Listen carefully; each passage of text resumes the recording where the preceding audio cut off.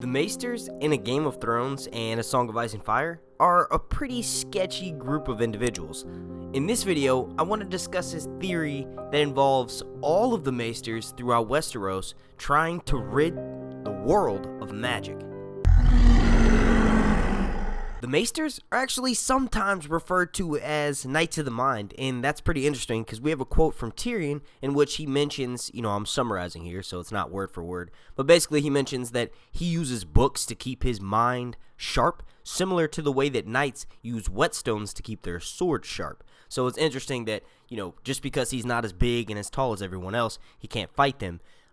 He uses books and knowledge to kind of make his way throughout the world, which is similar because the Maesters do the same thing, which is why they get the nickname of Knights of the Mind. Now, there are several different levels of the Maesters Guild, and I'll go over the names of them real quick, but I mainly want to focus on the Grand Maesters. Anyway, at the very tippity top, there's the Seneschal. Then you have the Archmaesters, which we saw, basically the Maester that was helping Sam. Archmaester Ebros, or as I like to call him and his group of cronies, the guys who pretend that they don't know what's going on, even though deep down inside they do, and they just want to ignore it and make fun of the new guy, Sam. But anyway, this theory is called the Grand Maester Theory, and it's been floating around for a while. And I'm not going to sit here and pretend like I made this theory up when I was just sitting here in front of my computer screen. And I'm like, hey, all these dots are connected. No, they've been previously connected.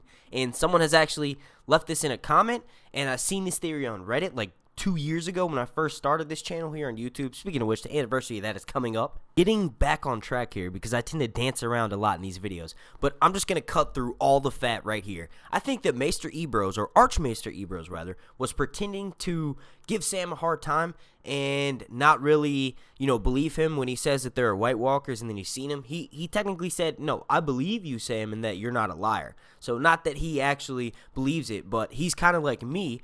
And, tends to be a little bit cynical, but basically you think that you have to seeing is believing. You know what I mean? If he could lay his eyes on the White Walkers, he would believe it. But I think what may happen is next season, obviously Sam took all those books from the Forbidden section, and he left during the middle of his training, which he may not have gotten in trouble for, but he took all those books. I think that we may see Archmaester Ebros in a few quick scenes in this final season, maybe early on, try to cover up for Sam. Okay, maybe this guy knew somehow that when Sam left, he would eventually meet back up with Jon Snow, and Jon had already cited in, these future wars that he would be on Daenerys' side. So maybe he knew that if one of the Maesters who was participating actively in that, trying to rid the world of magic, would try to, maybe go back with Sam and then try to do something to harm one of Daenerys' dragons. It's definitely possible. There's been mentioning on the show of someone trying to poison the dragons. I honestly thought that bolt that Bronn shot at Drogon was poisoned. My point here is that maybe Maester Ebros was playing dumb just because he wanted to help out Sam. But you guys let me know what you think about that little theory of mine down below in the comment section. Let's get on to that main theory, the focus of which is a character who's dead. It involves Pycelle. When Pycelle was first sent to be at the king's side, long story short, when we get to present day with King Robert Baratheon, 3 Targaryens died with him being the Grand Maester in King's Landing. So this leads me to think, and a lot of other people who have mainly done a lot of the constructing of this theory, which, like I said, I'm not taking credit for here, but the main roots of this theory, it's that those 3 kings were basically killed by Pycelle. Not directly, not necessarily indirectly, but he was the one who killed them. So the first king Pycelle theoretically took out was King Aegon, Egg, as we know him, on Aemon's deathbed. You remember he was like sort of delirious and he was hallucinating, and he called out for his younger brother Egg. Egg is the main character of A Night of the Seven Kingdoms, which is a great book that goes along with, it takes place about 90 years before the events of A Game of Thrones, but it's a great novella. I think it's 3 separate books, and there's going to be more actually, but basically he ends up dying in this mysterious fire, and it was believed that he was trying to bring dragons back into the world. It's not believed. I definitely think that's exactly what he was doing. We haven't gotten to that point in A Night of the Seven Kingdoms, but hopefully eventually we will. And then once that happens, all the mystery will be taken out about the tragedy at Harrenhal. Did I really just say that? Oh, let me correct myself before y'all go ham in the comment section down there. The tragedy at Summerhall. I always get those two mixed up. Harrenhal was actually burned by King Aegon V when some dudes wouldn't come out of their castle that he wanted them to. So he threw a tantrum and pretty much wiped all of their house off of the map. Now, we aren't exactly sure who was present at the tragedy at Summerhall, but we do know that Sir Duncan the Tall, who was Egg's and Kingsguard, and who was definitely a descendant of Brienne of Tarth, which was confirmed by George a year ago, but we do know that he was present, Egg was present, and they died somehow mysteriously. Now, relating back to the theory, I think Pycelle could have had a hand in this. If the king is traveling, it's not foreign to the mind to have something like a maester come with you just in case something were to happen. And if King Egg was unaware of the Grand Maester conspiracy, he would have had Pycelle theoretically with him. Now, I'm not too sure, but there might have been some manipulation with the ritual that King Egg was using to bring dragons back into the world. Now, everyone says that it was a rumor of that's what he was doing, but you could tell from his character, just from what we've been given in the Night of the Seven Kingdoms, that his ultimate goal was to bring back dragons. So perhaps this ritual used some kind of maybe wildfire or something, and he ended up adding in a little bit of extra wildfire. I don't know. That's to be left up to speculation, but I definitely think that Pycelle had a hand in killing this King Aegon V. King Egg, or King Aegon, his son Jaehaerys, actually ruled for 3 years, and he was actually known to be sickly. The one person who would have been giving him medicine and no one else would have been, like checking up on Maester Pycelle.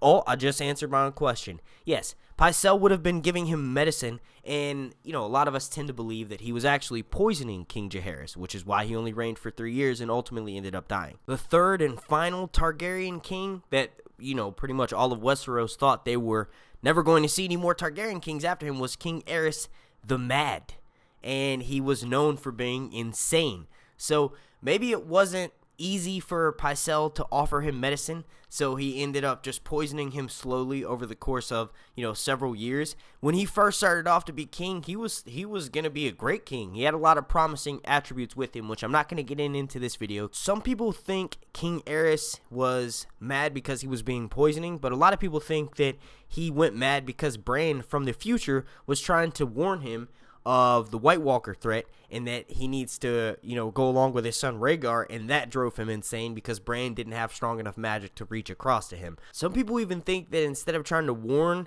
King Aerys of the threat because he knew that king was worthless anyway, he was just trying to save his uncle Brandon and his grandpa Rickard. And if that were the case, maybe he was only partially able to get through to the Mad King because the past is written and you cannot change the past, like Bloodraven was trying to teach him.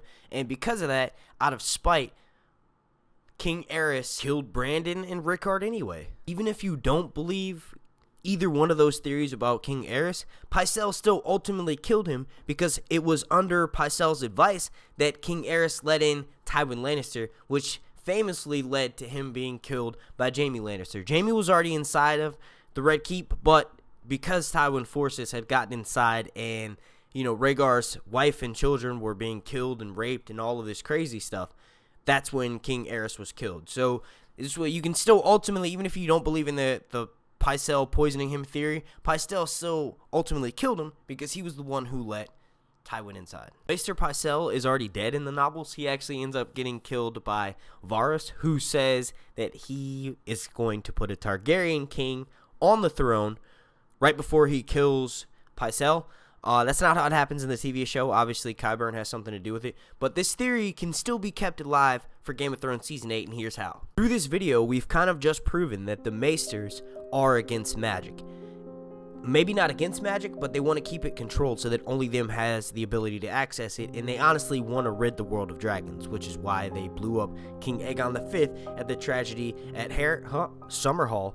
Either way, we've just proven that they are, in fact, against magic. So with that being said, we know that Daenerys and Jon Snow are going to be fighting the Long Night. They're going to be, trying to save the Seven Kingdoms. They also may think that Cersei is trying to help them as well. They know for a fact that Cersei does not have magic and she does not have dragons. So let's just say that they decide to back her because as of right now, she's still sitting the Iron Throne. So they could argue that they're just going by Westerosi law. So just in case Daenerys is victorious and Cersei dies, they could just say, well, we didn't want to die either way.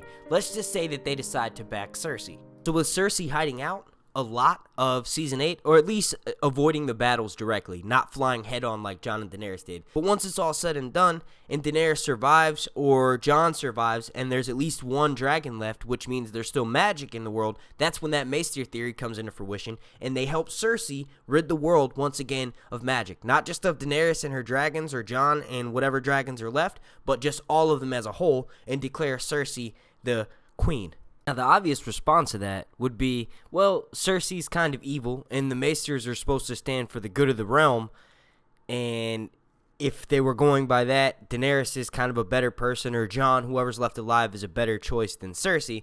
Well, that could be then argued that no matter who's left, there's going to be some sort of magic, because I doubt that Jon Snow, Daenerys, and all of the dragons with no child will be left at the end of the show. That's just completely bitter. That's not bittersweet, and everyone has had it drilled into their brains that the ending is supposed to be bittersweet. So when we're doing these sort of tinfoily crockpot in-game prediction scenarios for Season 8, your brain gets expanded. The obvious choice would be to have the Maesters choose the good guy, but instead they choose Cersei, and that's bittersweet. You could even have something off the cuff, or whatever you want to call it, off the wall happen, and have Sam be an unwilling participant in ending Daenerys or her dragons, or Jon Snow or her dragons, just helping finally rid the world of magic, and he doesn't even know that he's taken a part of it. Now, I know that's a little bit far out there, but like I mentioned, maybe not at the beginning of this video, but at some point, I told you to put that tinfoil hat on, and hopefully you still left it on,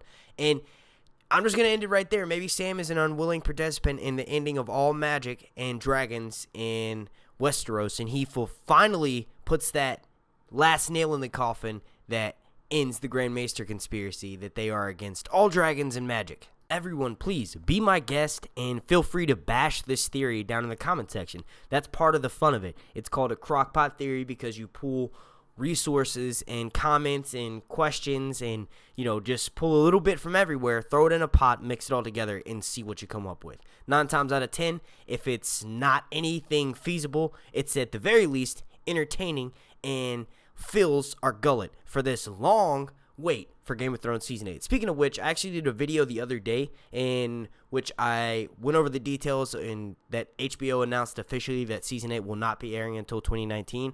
Go ahead and go check that out. Now, this was a crockpot video, and I want to thank you all so much for watching. And I also want to give a super special shout out to Mario and Terry. They are the executive producer of these kinds of videos, and without them over on Patreon, they would not be possible. But the like goal for this video will be 420, just because, like I said, it's a crockpot theory. I want to thank you all again so much for watching. My name's Mark, and this has been Sir Hunt's Reviews.